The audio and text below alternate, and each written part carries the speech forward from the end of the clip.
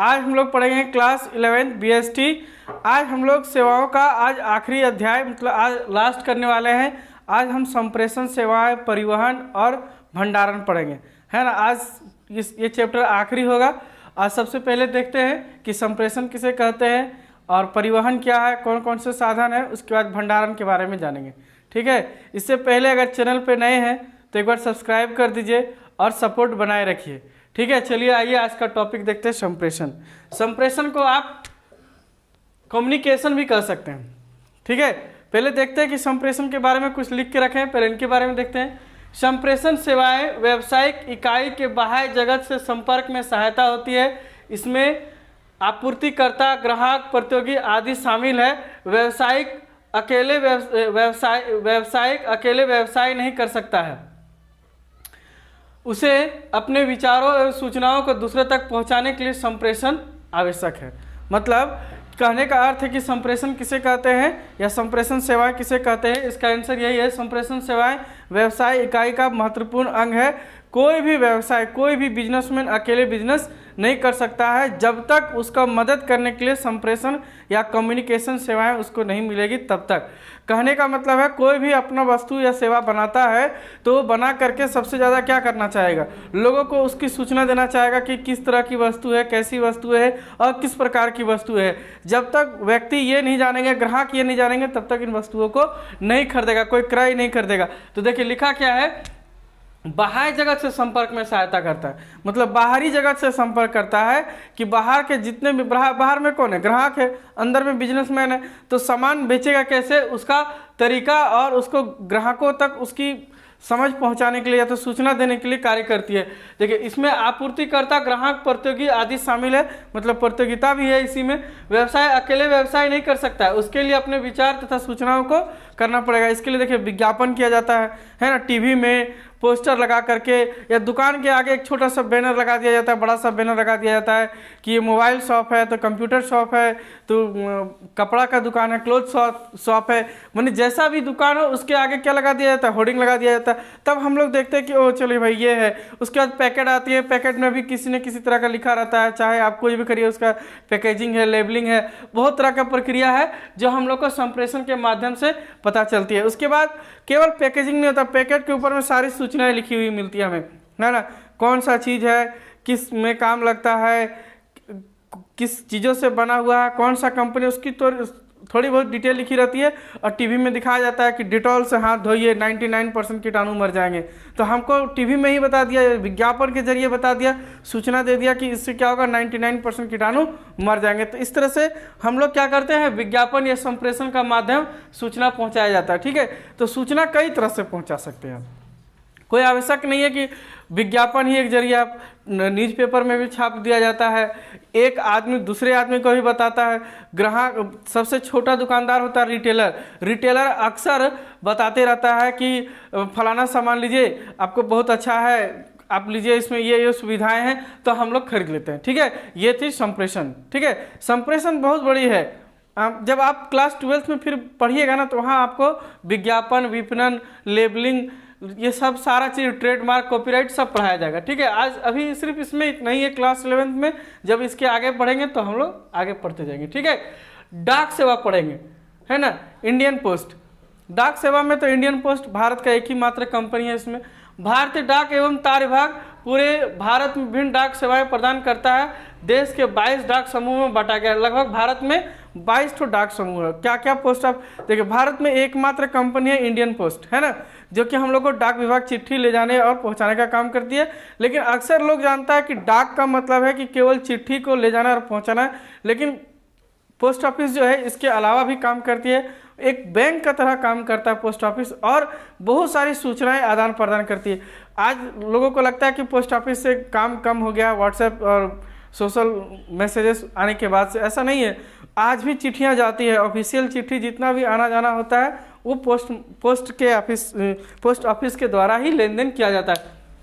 देखिए अब डाक सेवाएं आप लोग तो जानते हैं, चिट्ठी ले जाता है। अब तार नहीं चलता, ठीक है, तार अब बंद हो गया है, अब केवल डाक सेवा चलती है, ठीक है। डाक सेवा में बहुत सारी आजकल सुविधा दे दी गया है। स्पीड पोस्ट है, रजिस्ट्री पोस्ट है, बहुत सारा सुविधा है। तो देखते हैं कुछ सुविधाओं को जानते हैं। एक है वित्तीय सुविधा। डाक सेवा हम लोग का कितनी सुविधा देती है? 2 तरह की सुविधा देती है, एक वित्त सुविधा और एक डाक सुविधा। तो वित्त सुविधा में क्या है? बचत खाता। आप एकदम विश्वास करो बैंक के जैसा ही है वो बैंक, या तो विश्व में भारत का सबसे पहला बैंक भी वही था। पहले लोग डाक में ही पैसा जमा करते थे, ठीक है। अब धीरे धीरे बैंक आ गया है तो लोग बैंक की ओर भागते हैं, लेकिन इससे पहले पोस्ट ऑफिस में ही लोग पैसा जमा करते थे। आज भी जमा करते हैं, ऐसी बात नहीं कि नहीं जमा करते हैं। अगर अच्छा पोस्ट ऑफिस होगा आज भी वहाँ पैसा जमा फिक्स रेट फिक्स कराना है। ये ज़्यादा सबसे ज़्यादा आज भी इंटरेस्ट पोस्ट ऑफिस देती है, पैसा जमा रखिए या फिक्स करा दीजिए, ठीक है। बचत खाता, सेविंग अकाउंट, जमा खाता, फिक्स अकाउंट, मनी ऑर्डर, राष्ट्रीय बचत प्रमाण पत्र, ये यहीं पर बिकता है। राष्ट्रीय बचत प्रमाण पत्र ये गवर्नमेंट द्वारा ऑथराइज होता है।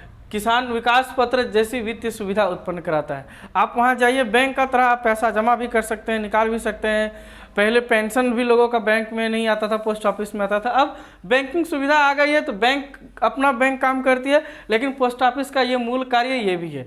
इसके अलावा पोस्ट ऑफिस का एक और कार्य है कि वो पार्सल सेवा देता है। आपको कुछ सामान यहाँ से किसी और स्थान भेजना है तो आप भेज सकते हैं। चिट्ठी तो है, ये लेटर, इन्फॉर्मल लेटर जो भी है, पोस्ट कार्ड है, आप भेज सकते हैं। रजिस्ट्री चिट्ठी भेज सकते हैं। स्पीड पोस्ट है ना, सबसे तेज जाती है स्पीड पोस्ट, जैसी सुविधाएं प्रदान करती है। इसके अलावा भी बहुत सारा सुविधा देती है, जैसे कि मीडिया संदेश।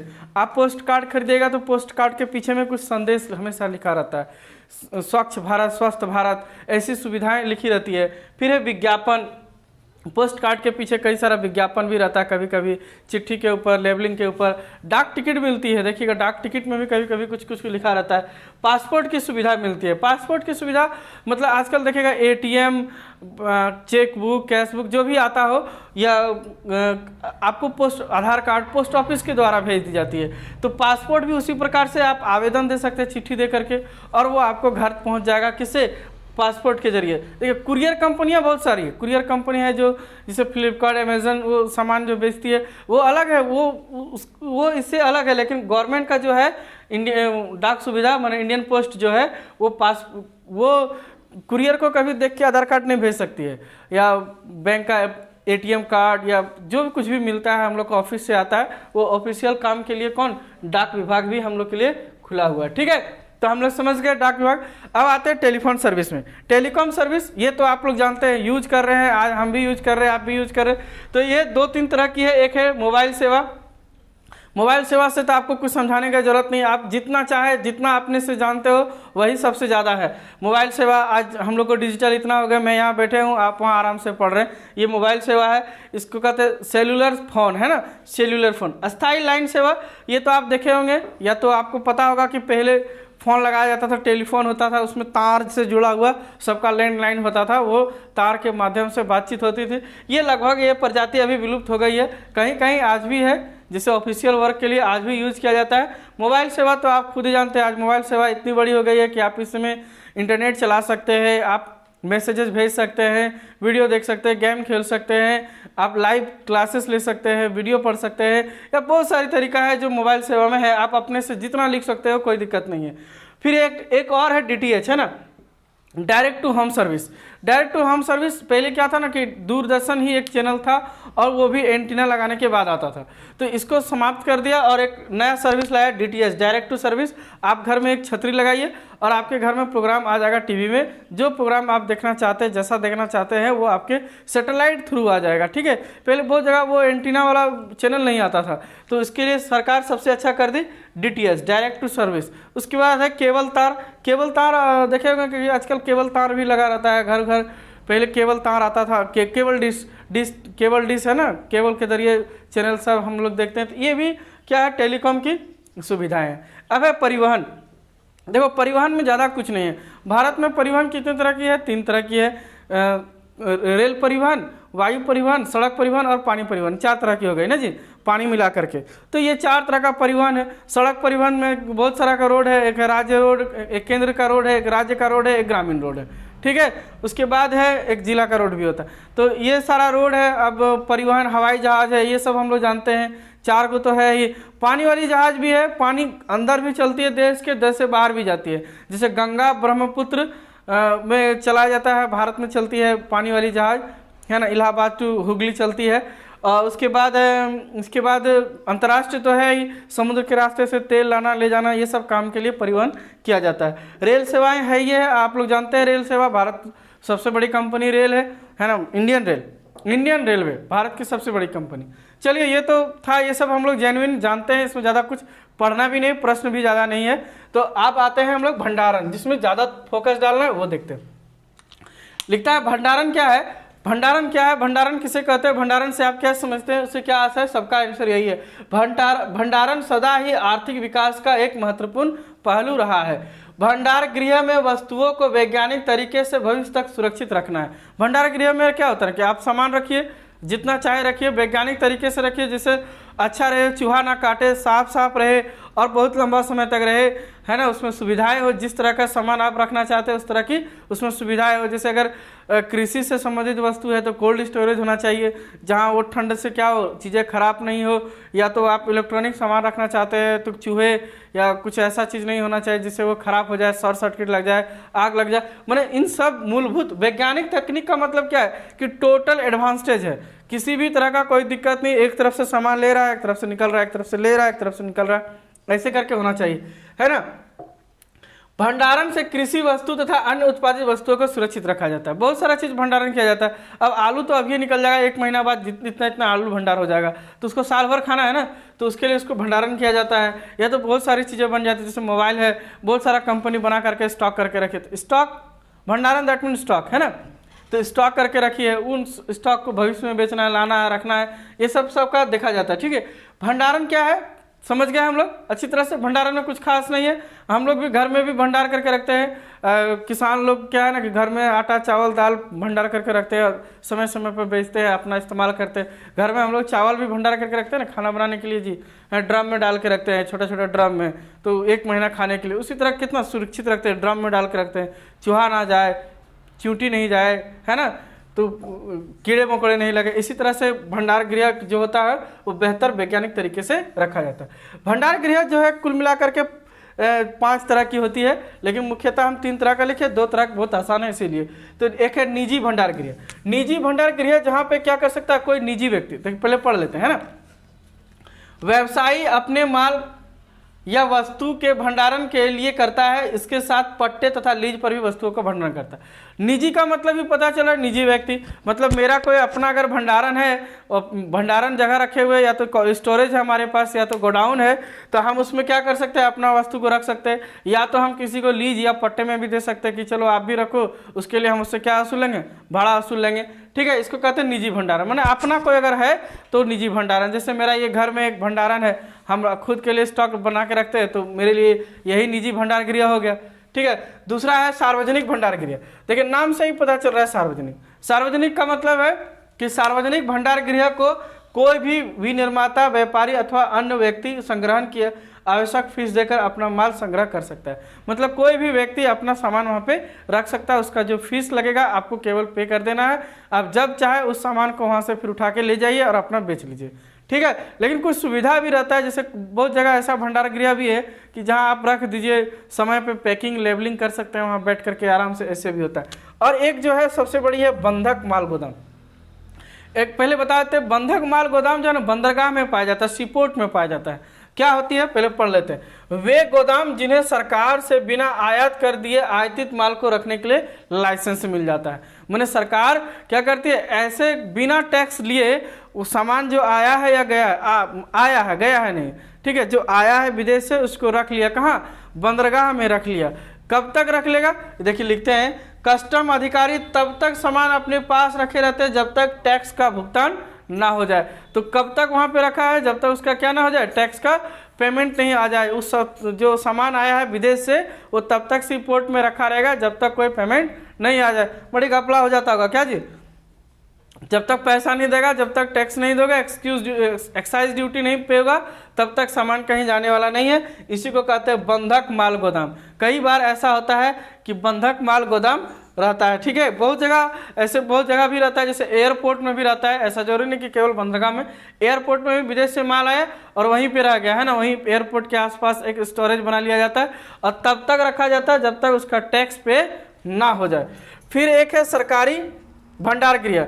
सरकारी भंडार गृह मतलब सरकार अपने से भंडार गृह बना दी है, आप वहाँ पे जाके वस्तु अपना रख सकते हैं और जितना दिन का रखना है उसके लिए भी एक छोटा सा फीस आपको पे करना पड़ेगा और आप फीस दे करके ले जा सकते हैं, ठीक है, जब चाहे आपको इच्छा। तो इसमें से एक भारत की कंपनी है, भारत खाद्य निगम और केंद्र भंडारण, 2 कंपनी है भारत की, भारत सरकार की कंपनी है, ठीक है। भारतीय खाद्य निगम है ना, वो अपना सामान खुद रखता है, खुद का भी सामान रखता है। जैसे कि आज हम लोग को मुफ्त में अनाज मुफ्त में नहीं, 1 रुपया किलो पर प्रति व्यक्ति 5 किलो अनाज मिलता है, तो वो कहीं ना कहीं स्टोर करके रखता होगा ना, तो जो स्टोर करके रखता है भारतीय खाद्य निगम, है ना।